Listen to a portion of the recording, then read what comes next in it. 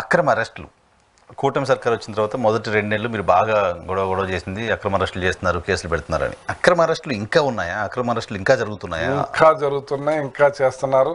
అలాగే నా తణుకులో మన దుర్గారావు అనే డ్రైవర్, ఆటో డ్రైవర్, దుర్గారావు అనే ఆటో డ్రైవరు మంచి అతను. ఈ సోషల్ మీడియాని బాగా మెయింటైన్ చేస్తాడు, బాగా చేస్తాడు. మంచి మనిషి.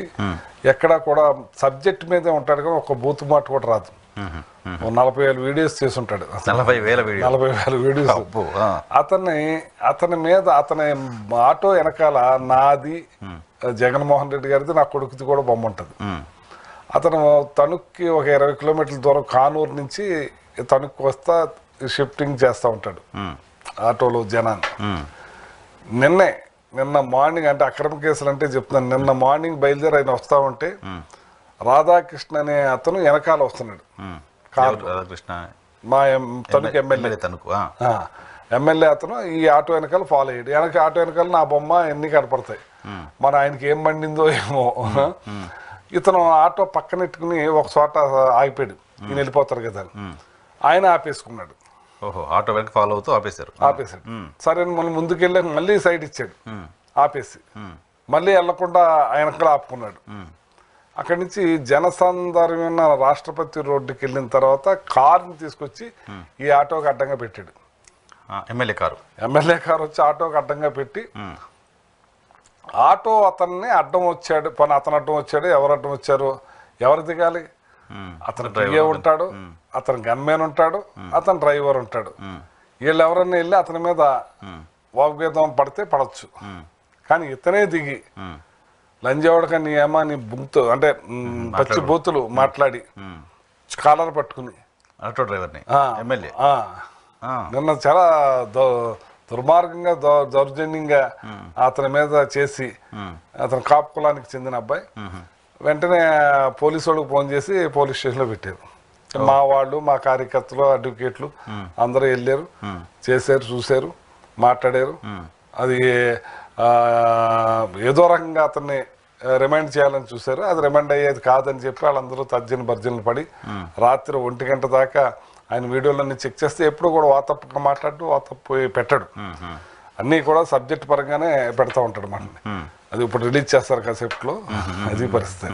ఎందుకు అంత కక్ష ఎమ్మెల్యే అతను ఫస్ట్ నుంచి అంతకుముందు కూడా ఒక ఎస్ఐ తోటి విభేదించి, అతను ఎమ్మెల్యేగా ఉన్నప్పుడే ఎస్ఐని కింద కూర్చోబెట్టాడు. సెట్టుబల్జీలకు సంబంధించిన వ్యక్తి, ఆ బీసీ సామాజిక వర్గం. అతను కింద కూర్చోబెట్టి చాలా అవమానపరిచాడు అతన్ని.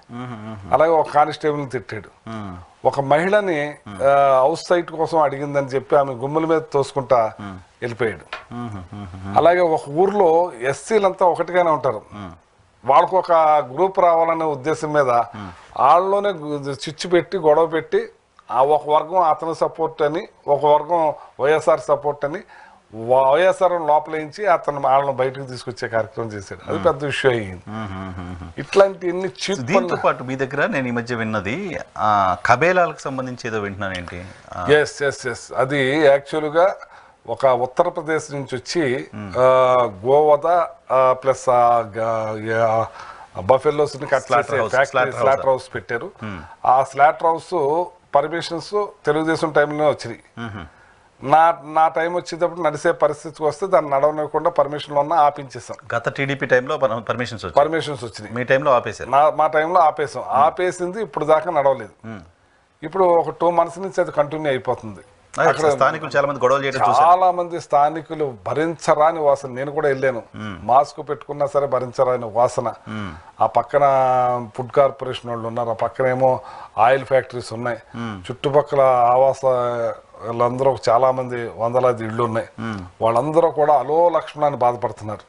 మాకు ఈ ఫ్యాక్టరీ వద్దు, మేము భరించలేకపోతున్నాం, ఫుడ్ తినలేకపోతున్నాం, పిల్లలు కంటిన్యూ నిద్ర లేదు, మేము పిల్లల్ని చదివించలేకపోతున్నాం, ఈ బాధ వర్ణాతీతం. మేము సొంత మా ఇల్లు పర్మిషన్ తీసుకున్నాం. మేము ఇక్కడ లక్షలు పెట్టి స్థలాలు కొనుక్కుని ఇల్లు కట్టుకున్నాం, అప్పులు సప్పులు చేసి. కానీ ఆ ఫ్యాక్టరీ 1 సెంటు కూడా భూమి సొంతం కాదు. ఆ ఫ్యాక్టరీ అతనిది 1 సెంటు భూమి కూడా సొంతం కాదు. ఆ ఫ్యాక్టరీ ల్యాండ్ యాక్చువల్గా 3 acres 29 cents దానికి 20 acres మినిమం ఉండాలి. ఓహో స్లాటర్ హౌస్కి. ఆ పర్మిషన్స్ కోసం ఏం చేశారంటే ఎక్కడెక్కడో 5 ఎకరాలు లీజుకు తీసుకున్నట్టుగా ఎక్కడెక్కడో దీనికి సంబంధం లేదు, అంత ఒక దగ్గర వేరే పంచాయతీలు అక్కడెక్కడ తీసుకుని 20 acres చూపించి ఆ పర్మిషన్ తెచ్చుకున్నాడు. అప్పుడు దాన్ని అంటే పర్మిషన్ ముందే వచ్చినాయి, దాన్ని మనం ఆపించేస్తాం. ఇప్పుడైతే అందరూ క్యాన్సిల్ చేసుకున్నారు, ఓన్లీ ఈ షెడ్లు ఉన్న ఏరియా ఉంది, దానికి నడవకూడదు. యాక్చువల్గా ఈ బఫెలోస్ ఫ్యాక్టరీ నడవాలంటే ఒక 20 acres ఉండాలి. రోజుకు 400 బఫెలోస్ ఆవులైతే కట్ చేస్తారు. దానికి ఒక 400 కట్ట చేసే ముందు ఒక రోజు ముందు నుంచి దాంట్లో చెక్ చేసుకోవాలి, వాటికి ఏమైనా ఇన్ఫెక్షన్ ఉందా ఏముందా అని చేసుకుని ఆ 400 వేసుకోవాలి. తర్వాత మళ్ళీ 400 చేసుకోవాలి. ప్లస్ ఊరు నుంచి బఫెలోని తీసుకొచ్చేటప్పుడు ఆ ఊరు పంచాయతీ కాడ మన వెటనరీ డాక్టర్ తోటి చెక్ చేయించాలి, ఇది పాలు ఇచ్చేది కాదు, ఇది పాలు ఒట్టిపోయింది కాబట్టి ఇతను దాన్ని పోషించలేకపోతున్నాడు కాబట్టి గోవదకి పంపిస్తున్నామని చెప్పి సర్టిఫికెట్ ఫిల్ చేసి పంపించాలి. ఏ సర్టిఫికెట్లు లేవు, తీసుకొచ్చేస్తున్నారు. ఆ గేట్ దగ్గరికి వెహికల్ రాగానే ఫోన్పే అమౌంట్ కుట్టేస్తారు, లోపల నుంచి డ్రైవర్ వచ్చి ఈ డ్రైవర్ దిగుతాడు, ఆ లోపల తీసుకెళ్ళి అన్లోడ్ చేసి తీసుకొచ్చేస్తారు. కాదు, నేను ఇక్కడ వీడియో చూశాను సార్, అర్ధరాత్రి మిడ్-నైట్ కనపడకుండా ఎస్కట్ లాగా పెట్టుకుని తీసుకెళ్తున్నారు. అసలు మీకు ఇంకో విషయం ఏంటంటే, మొన్ననే రీసెంట్లీగా పండగ 2 రోజుల ముందు మా అడ్వకేట్లు అందరూ కూడా ఆ ఫ్యాక్టరీ అతను ఎంఆర్ఓ దగ్గర కూర్చుంటే అసలు పర్మిషన్లే లేవు అతనికి. దేనికి పర్మిషన్ లేదు? పర్మిషన్ లేకుండా పోలీస్ సపోర్టు, అధికారుల సపోర్టు, ఎమ్మెల్యే సపోర్టు, పెద్ద ఎత్తున చేతులు మారినాయి డబ్బులు.